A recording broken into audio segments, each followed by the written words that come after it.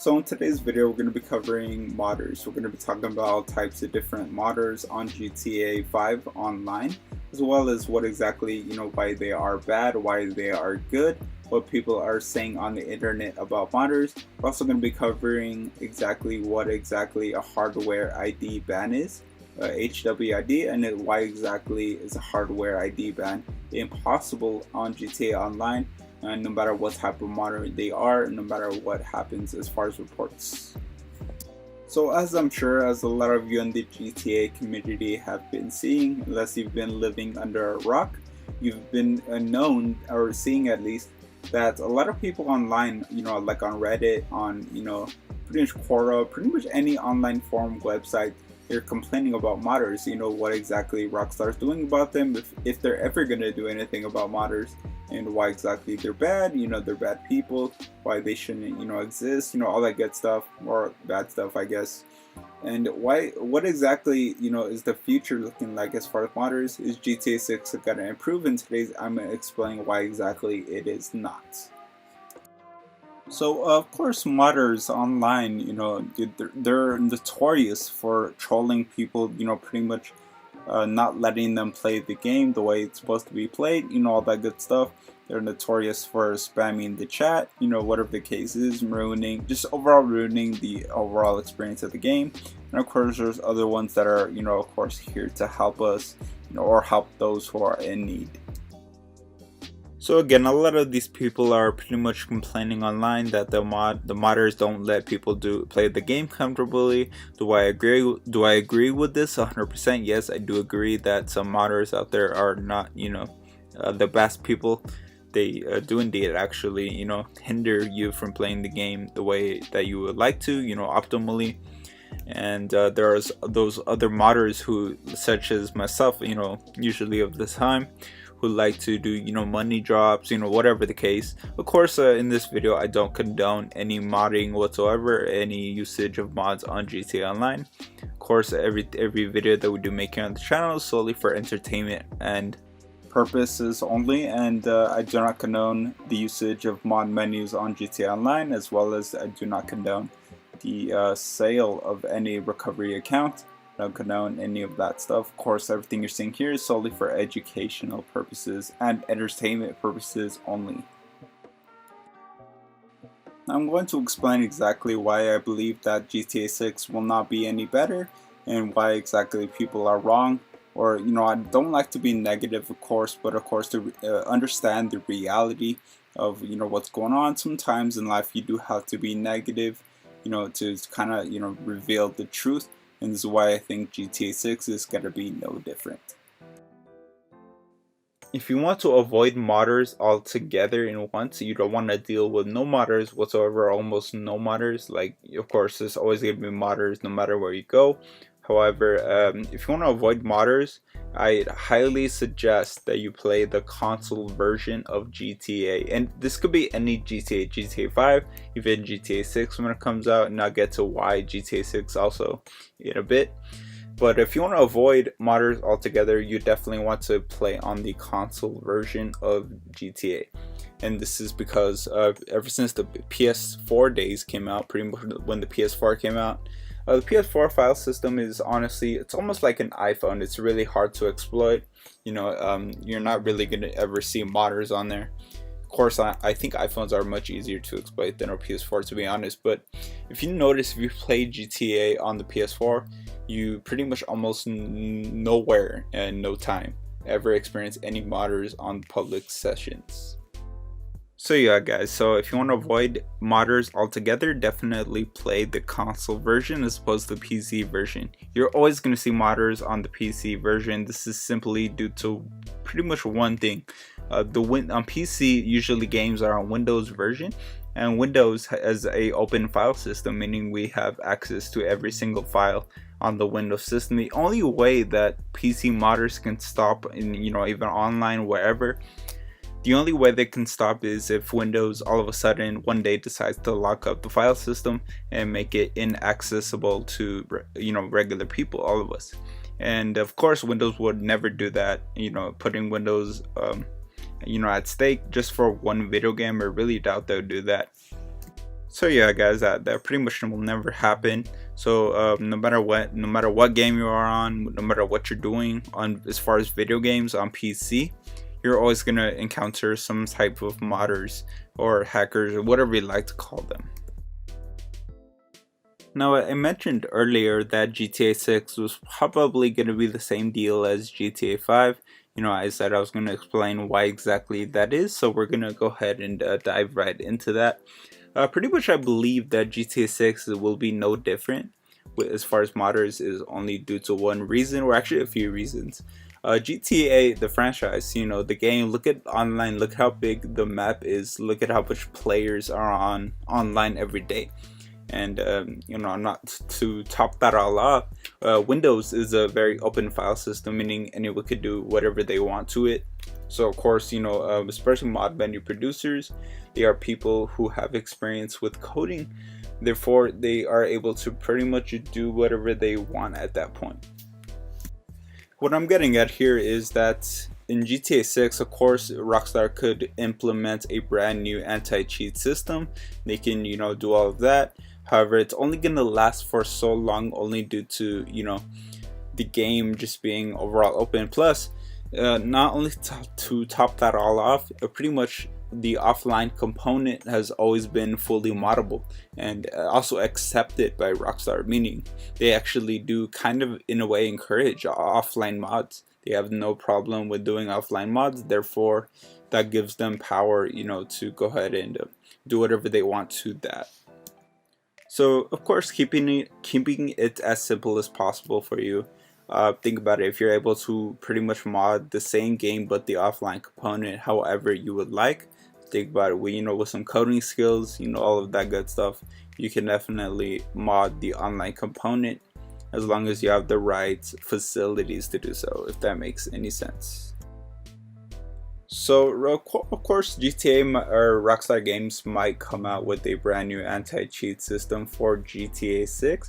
However, it's only gonna last for so long because the game, of course, again, it's just a really big game. Way too many people. The map is way too big to have a really accurate, anti-cheat system. That'll honestly be kind of really expensive for Rockstar Games, and at that point, it's really not worth it. And of course, they'll have to, completely, pretty much make the whole game, the entirety of GTA unmoddable, pretty much putting the offline component, the expense of the offline component, meaning you cannot mod the offline component, only so you won't be able to mod the online component, if that makes any sense. So let's just say GTA 6 is released and they come out with that new anti-cheat system. Think about this. Once they come out with the anti-cheat system, it'll take maybe only a few weeks or maybe even a month at tops, or maybe a little bit longer than that, before someone can code up or make a brand new mod menu for the online component. Pretty much they just have to announce it, advertise it, and pretty much if they're selling it, of course, make the sale to whoever wants to use the mod menu. So pretty much this is a never-ending story. The only real solution to stop modders from modding GTA in general, that is for Windows themselves to, of course, lock the file system, which you and I will know clearly will never happen because, it's Windows. Everybody, uses Windows schools. There's actually some people's jobs, at their actual workplaces to have access to the Windows file system. Everybody needs the Windows file system. There's no way in hell that Rockstar Games will lock up the file system just for one video game, and just because a bunch of people, online are complaining, all of that on Reddit or whatever. But yeah, pretty much I wanted to make this, like I said again, I want to make this video to kind of cover up all of the arguments I've been hearing online or reading about, and pretty much people that are, it's a good thing to be optimistic. I really hate to be negative right here, but this is the fact. You can't really do anything about this. There's a bunch of things in this world that don't make any sense, or you don't agree with, or honestly are really bad. But we can't really, do anything about that just because of the way it is, I guess, or the way things are, the situation. Can't really do anything about that. Another reason I almost forgot to mention that pretty much makes modders at power, I guess, or pretty much almost untouchable at this point, is that these new mod menus that these mod menu producers have been coming out with are honestly really powerful. It's almost scary. Like, I think in the mod menu alone, the one I'm using right here, you honestly can even see everybody's IP address. You can see the city they're living in. You can see, honestly pretty scary things on there that I was really surprised by. And of course, think about it, these mod menus are really powerful. They have all kinds of spoofing options. You could spoof your IP address, you could spoof your Rockstar ID, you can spoof even your in-game name, you could change color, you could do all kinds of crazy things with this mod menu alone, making of course that mod menu a really powerful tool at this point. And not to mention, most modders nowadays, especially the ones that use the paid mod menus, the ones that take it more seriously, these modders that put pretty much treat this like an investment. Pretty much, think about it, they're also investing in a VPN service, so pretty much makes them untouchable. Whenever you report them, or whenever you get their information down, report them, do whatever that you gotta do. Of course, it's pretty much never gonna work. So pretty much when you report a modder who has a VPN, who has these paid mod menus, pretty much they're almost untouchable because of all the protection that the mod menu gives for them, and as well as their VPN service, all that good stuff. So pretty much whenever a person reports that person, the report pretty much goes to the recycle bin. It goes to the trash can, because essentially what's happening is they're reporting a non-existent account. These are not real names that they're reporting, they're spoofed. So there's a lot of protection that goes into these mod menus, and that modders take precaution, use a VPN and all that good stuff, so they're pretty much untouchable. Alright guys, now we're going to touch bases on why exactly modders cannot be hardware ID banned. Now, if you're asking yourself what exactly is a hardware ID ban, it's whenever the say video game company or whoever is doing the ban bans the actual product key of the game copy that they're playing on. Now, I'm going to explain why exactly this is not possible at all. Only due to, I did already explain a bunch of reasons why exactly a modder is pretty much untouchable, and that was, IP spoofing, as well as VPNs, as well as Rockstar ID spoofing, all that kind of stuff, even in-game name spoofing. So that alone is already going to prevent, reports from falling through. And pretty much why is because, everything's already spoofed, so whenever the report goes through, like I did mention already, they're pretty much reporting a non-existent account. So of course they have to take all that information, into consideration, as well as what exactly happens, if the report goes through. So pretty much, if say theoretically, if the modder was kind of caught lacking or slipping or whatever you like to say, and pretty much they got reported by somebody in the session, then that report can go through. Now of course this doesn't always guarantee that they're gonna get banned. I've seen people go through pretty much tens and even hundreds of reports without even getting banned. Rockstar does their banning in waves, so whenever they do a next ban wave and their account ends up on that list, pretty much they can say bye-bye to their account. Now, I'm going to say why exactly that same modder is probably going to end up back in your GTA Online session. Pretty much, most people think that they're going to buy a new copy and they're scot-free. Now guys, I'm going to explain why exactly they don't even need to buy a new copy. All they simply have to do is simply pretty much just dump it. Just pretty much just dump everything and rinse and repeat, if you should say. So they don't do hardware IDs. They do ID pretty much banned strictly to their Rockstar ID, meaning it's their social club account. So pretty much essentially all they have to do is clear the game's cache and simply make a new social club account. Of course, it's super easy to make a social club account. All you need is an email and a password, or pretty much really basic information that you can go to Gmail right now and make a brand new email, and you're pretty much scot-free. So as soon as they clear the game's cache, they simply just have to go ahead and go to the social club website. If they don't have an extra email, which I'm sure most of these people have a bunch of emails lying around that they use all the time, and or they can log into another existing account that hasn't been banned, if that makes any sense. So pretty much, hardware ID bans, Rockstar does not do that at all. A lot of people, have the misconception, or not the misconception, but they automatically assume that when the person gets banned, they're gone forever. And I've seen a lot of argue on that. I've even had people accuse me of doing things I'm not supposed to on GTA Online sessions. Not that I condone or promote the usage of mods on GTA Online. Of course, that's what we said in the beginning of the video. However, I'm just saying that people, accuse me of modding and stuff. They reported me, of course, and I've, to this day, I have not got banned for anything yet. However, I know people who do, and they pretty much did the rinse and wash and repeat method. Pretty much just log out of their social club accounts and or clear cache, because you can't really log out, to be honest. So you pretty much go on the Rockstar Games launcher, clear the cache on there. Pretty much it'll be like if you just installed the Rockstar Games launcher, and you can simply, make a new account, log into that, and you can pretty much use that for, modding. And of course, you're gonna start from rank 0. But think about it; these are modders. These are people with mod menus that have all types of capabilities. Crazy capabilities, as I mentioned earlier. They can see a bunch of information that they're not supposed to be honest.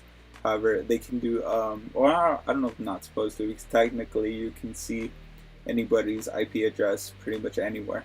So pretty much they have, the upper hand, I would say, in these GTA Online sessions.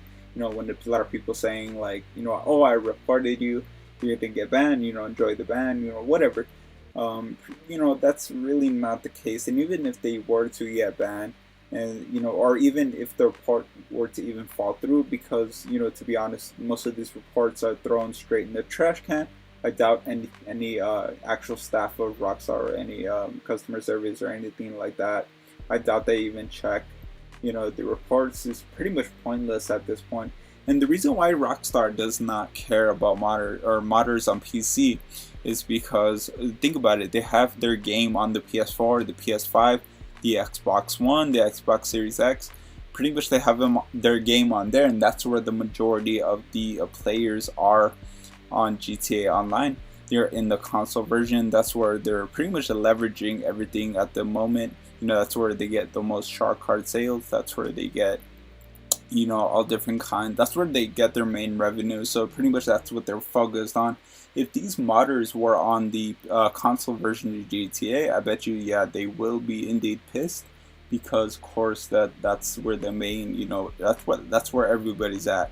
Not a lot of people can afford a gaming PC to handle GTA like the way you're saying, or whatever the case.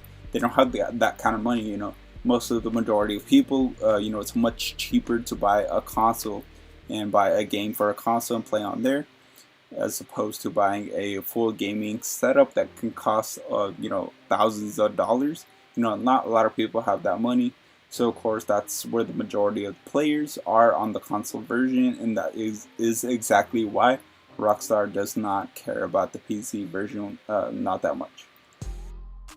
So I hope you all enjoyed today's video. Of course, make sure to hit the subscribe button down below for the latest and greatest GTA content anywhere on YouTube.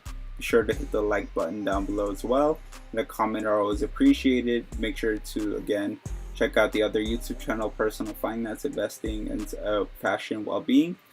Definitely check that out. Link is down below in the description. I do want to thank each and every one of you for tuning in today, as well as those who said who want to subscribe to the channel, as well as support me. Of course, we'll have more content coming out soon. Of course, and also drops are going to begin to be coming out. I'm gonna start hosting drops.